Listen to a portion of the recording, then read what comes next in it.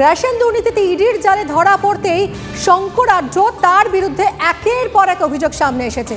অন্যের ব্যবসা বা সম্পত্তি হাতিয়ে নেওয়ার অভিযোগ তো আগেই উঠেছিল, এবার শঙ্কর আঢ্যর বিরুদ্ধে মিথ্যা ধর্ষণের মামলায় ফাঁসিয়ে দেওয়ার অভিযোগ তুলেছেন এক ব্যবসায়ী। প্রকাশ্যেই একথা বলেছেন বনগাঁর নামী নার্সিংহোমের মালিক মলয় সাহা।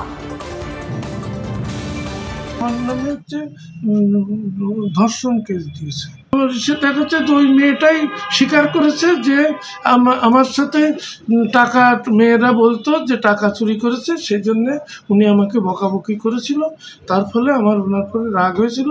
আর সেই রাগের জন্যে হচ্ছে আমি গেছিলাম থানায়, তারপরে হচ্ছে আমাকে বলেছে যে এই কেস দিতে, তা নাহলে পরে লোকসভার উপনির্বাচনে আপনার নাম বিজেপি প্রার্থী হয় আশাতে এই রাগ তৃণমূলের হয়তো, এবং তার পরিপ্রেক্ষিতে আপনাকে মিথ্যা মামলায় ফাঁসানো হয়েছিল। হ্যাঁ, মিথ্যে মামলায় ফাঁসানো হয়েছে।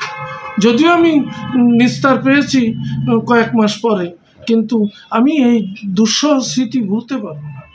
এই কেসগুলো সবই শঙ্কর আঢ্যর ইন্ধনে। কারোর বাড়ি দখল করবে, কারোর জমি দখল করবে, কারোর নার্সিংহোম দখল করবে, কেউ ভোটে দাঁড়ালে তাকে এই করবে, এগুলো অনেক আছে। শঙ্কর আঢ্যর কৃতকর্ম যদি বলা যায় একটা ইতিহাস হয়ে যাবে, নিজে বনগাঁয় ইতিহাস রচনা করেছে। এগুলো তদন্ত সাপেক্ষ ব্যাপার, নিশ্চয়ই তদন্ত করে যদি এরকম মনে হয় তাহলে নিশ্চয়ই সেটা অন্যায় হয়েছে, এটা হওয়াটা সঠিক নয়।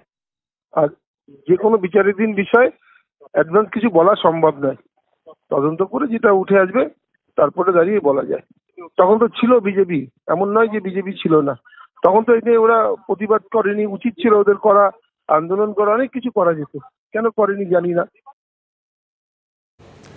কথা বলবো দীপঙ্কর আমাদের প্রতিনিধির সঙ্গে। দীপঙ্কর, কীর্তিমান শঙ্কর আঢ্যর একের পর এক কীর্তির খবর তো সামনে আসছে, তবে নবতম যে সংযোজন ধর্ষণের মিথ্যা মামলায় ফাঁসিয়ে দেওয়া, এ তো মারাত্মক অভিযোগ।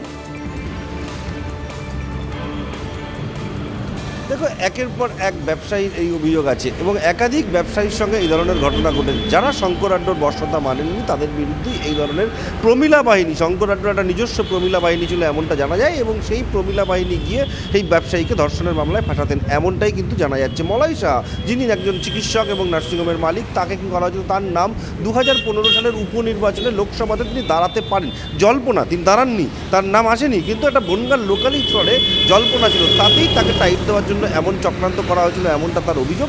এবং এইরকম ঘটনা যে শুধু মলয় শাহের সাথে ঘটেছে তা নয়, এরকম আরও অনেক বড় বড় ব্যবসায়ী, প্রতিষ্ঠিত ব্যবসায়ী রয়েছেন, কারো সম্পত্তি নিয়ে নেওয়ার চেষ্টা করেছেন, সেটা দিতে না চাইলে তখন তাকে 65-70 বছরের বয়স্ক লোক ব্যবসায়ী, তাদের কাছে গিয়ে মহিলারা মিথ্যা মামলার দিয়েছেন, অভিযোগ দিয়েছেন, এবং তারা গ্রেপ্তার হয়েছেন। অভিযোগ শঙ্কর আঢ্যর প্রকাশ্যে চলে আসে, সঙ্গে থাকো তুমি।